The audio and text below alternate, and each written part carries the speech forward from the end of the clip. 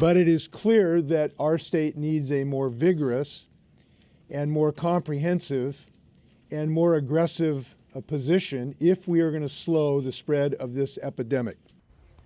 A major announcement from Governor Jay Inslee this morning in the midst of the coronavirus outbreak, calling for a ban on all big events with 250 or more people in King, Snohomish, and Pierce counties through at least March. The decision now affects sporting events, concerts, faith-based events, and conferences, and of course, much more. Hey, you talk about it. We have so much to get to with team coverage stressed across the region. We start with our chief reporter, Chris Daniels in Seattle. Chris, you were front and center at that news conference, asked the first question to the governor. Can you remember covering anything like this in all your time here? You know, with the county executives and the mayors and the governor all assembled in one room, I guess the straight answer would be no. And you heard from Jeff Duchin, the chief health officer for Seattle King County Public Health, who called this unprecedented, compared it from a science perspective with a mass earthquake in the area. This is all about, according to the governor, flattening the curve, flattening the idea of mass transmission like has been seen in other parts of the world, like in China and in Italy, where this virus has spread throughout a community at an exponential rate, unlike anything else, unlike the flu. And so the governor now has implemented via state law, he says, a restriction on any events over 250 people. Yes, that applies to sporting events, but it also applies to things like parades and conventions. And then on top of that, it was interesting to hear King County Executive Dow Constantine come forward and take it another step, saying there are going to be restrictions on events that are less than 250 people, so smaller gatherings with families. And then on top of that, we heard the Snohomish County Executive Dave Summers say that his county will follow suit. So I did have a chance to ask the governor, just how do you implement something like this? How do you enforce something like this? What are the penalties for something like this? Here's how he answered that on the podium. The penalties are you might be killing your granddad if you don't do it. And I'm serious about this. The principal reason this is going to work is for people to understand the consequences of lack of community responsibility. And if you're thinking of having a 1,000-person wedding right now, you can't do that legally. And the reason is because we care about the grandparents that might attend. Yeah, there's still some nuance as far as what the executive was talking about, but Jay Inslee did say behind the podium what people don't want to see right now is people shoulder to shoulder in a bar, and that's what they're trying to avoid, in particular in the smaller gatherings in King County and Snohomish County. As far as how long this lasts, the governor says at least through the end of March, but it is likely that that will continue. And then one of the other big questions that came out of this that wasn't really answered is the governor talking about schools. What happens with schools in this three-county area of Snohomish, King, and Pierce County? He was not going to make any sort of edict today. He said there could be one, though, on the way, but right now schools are in session, and he says they should prepare for long-term closures. Back to you. Chris Daniels reporting live from Seattle. The Mariners, by the way, in a statement said they are working on alternatives, perhaps playing in Arizona.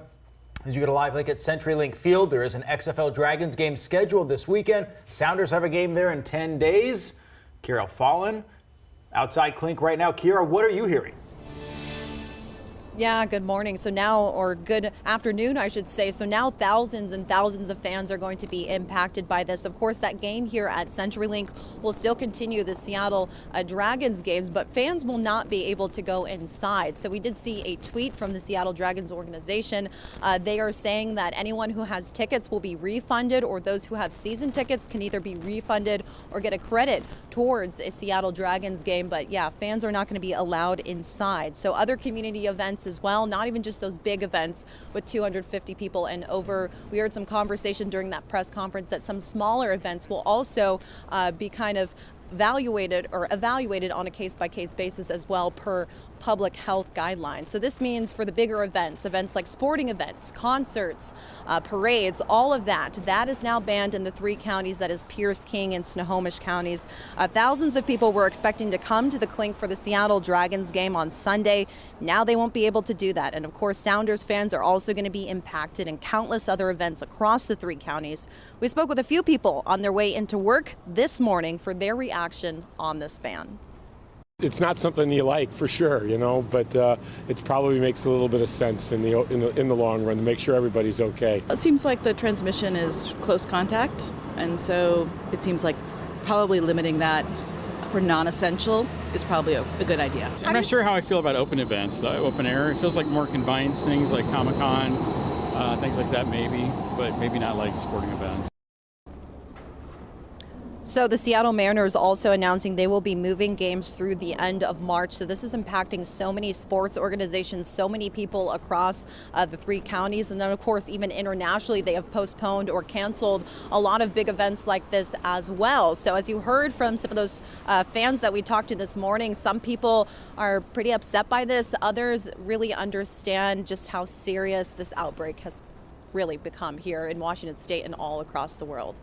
I'm live here in Seattle. Kira Alfallen, King 5 News. All right, thank you so much, Kira. Also, there are a number of events coming up at the Tacoma Dome, we know, that will have to be postponed, if not canceled altogether. Right, in April, some big name artists, Billie Eilish, Celine Dion, Rage Against the Machine. Our Tacoma Bureau Chief Kristen Ayers joining us live in Tacoma right now outside the Tacoma Dome. What's the reaction there, Kristen? Yeah, it's going to be a big impact here, and you have to imagine a lot of people are going to be disappointed. We've already seen some of them commenting on Twitter earlier today. You can see the number of upcoming events on the Tacoma Dome's website. They have not been updated. They still show that these events, including an electronic dance concert by Nightmare, a Tacoma Wedding Expo, and the country music star Brantley Gilbert, all of these happening in the next week to 10 days, all of these showing that they'll still go forward, but we now know that these events will likely be canceled. There are about a dozen total events planned, big events, concerts and career fairs and that sort of thing planned here at the Tacoma Dome between now through April. And you can also see that just looking up above here, that big sign we see from the Tacoma Dome continues to show a lot of these events showing, despite the fact that we have high confidence that many of them will be canceled because of all of this. We talked to the organizer of a wedding show expo that was supposed to be here in 30 days. He said in 30 years of doing these events at the Dome, he's never seen anything like this. 30 years worth of doing bridal shows. I've done probably close to 400 in my career. We faced 9/11. 9/11 was on a Tuesday. We did a bridal show that weekend, no problem. We faced all kinds of ice storms and snowstorms, in the last several years. He says this is the first time that he's had to cancel through inclement weather. You heard him say 9/11. He says the SARS epidemic as well. They continue to go forward. He does say that the Tacoma Dome has been in touch with him, and they are talking to him about the possibility of rescheduling. He can't pick a date right now because it's just unclear when these restrictions will lift and whether he'll be able to organize something in April at all. So that line of communication is staying open. We have reached out to the Tacoma Dome for more information about what they'll be telling folks and when we'll find out whether some of those big concerts, Celine Dion, Billie Eilish, whether those will go forward in the months of April or May. We have not heard back from them. Reporting live in Tacoma, Kristen Ayers, King 5 News. All right, thank you so much, Kristen. We know that the outbreak is forcing businesses to make some big changes. Some don't think that they will survive this slowdown and have decided to already close for good. Yeah, we just are so curious to see what's going to happen. Our hearts are with all those people. Callie Greenberg, live in downtown Seattle. And Callie, a lot of businesses are getting ready for things to really change for the worse before they get better, aren't they? For weeks, possibly a few months. In fact, we're in Belltown right now. It's lunch hour on a Wednesday, and you can just feel and you can definitely see how quiet it is in downtown Seattle right now. Now, the governor said while the ban does not apply to restaurants, he did say seeing people shoulder to shoulder in bars is completely unacceptable. So it will be interesting to see the trickle-down effect. If there are no events, or if they're banning these events, are people going to go out to eat before them or go out after them, and see how it impacts places like restaurants. The Downtown Association says they've seen a steep decrease in retail sales and in restaurant customers. And then you have restaurants like Local 360 here, who they're adding to a small yet growing list of businesses who are putting signs in the door that are just saying, hey, because of the coronavirus, we aren't making it out of this, and we are closing down immediately. This restaurant here, we spoke to the general manager of Local 360, who told us that they were hoping to close just a few days a week, but there was too much uncertainty going into the future, a concern over how this will impact visitors to the city, including things like cruise ships over the summer months. Now, the GM here said after a difficult few years, he called the coronavirus the cherry on top. You know, it still tried to sink in. You know, this morning when I got up, I was kind of, is it really happening? Is it true? You know, I had lots of support from friends and people I've been working with for a long time. Just text me and call me and say, hey, don't worry, everything's going to be okay. So it's not about just losing a job. It's just losing a family. And So far we know of 3 restaurants in the Seattle area who have decided to close ultimately now because of this social distancing, is because of the slowdown from the coronavirus. The general manager here at Local 360 said he wouldn't be surprised if other restaurants closed down. He says he's been talking to several of the people in the industry, and he says really everyone is struggling right now. Now, the governor yesterday did put out some measures statewide that he's hoping will help businesses and their employees. Mayor Jenny Durkan also made some announcements yesterday that will hopefully help businesses here in Seattle, including things like loans, tax breaks, helping with utility bills. But they're telling me, the restaurant workers are telling me, that nothing really can make up for the fact that customers just aren't walking through the door. So now they're saying, hey, if you can come by, order takeout, order delivery, just bring any business into these businesses as they prepare for these slow months ahead. In Seattle, Callie Greenberg, King 5 News. All right, Callie, and we're going to talk a little bit more about that economic impact. We're already feeling it around Western Washington, people being laid off, having to take unpaid leave, I should say. It's getting bad. Yeah, so we have the president of the Downtown Seattle Association, John Scholes, with us this afternoon. Thank you so much for being here. Your reaction to that? I mean, even though we are seeing help kind of trickle in from the state, it doesn't account for the fact that customers are not getting out. Yeah, absolutely. The downtown, really across our city and region, businesses have been devastated already over the last week. You know, hotel occupancy's plummeted, customers aren't there, we've lost major conventions and group business, and a lot of folks are working from home. And those are customers usually on a daily basis for our retailers, our restaurants, and also for our arts and cultural community, our theaters now.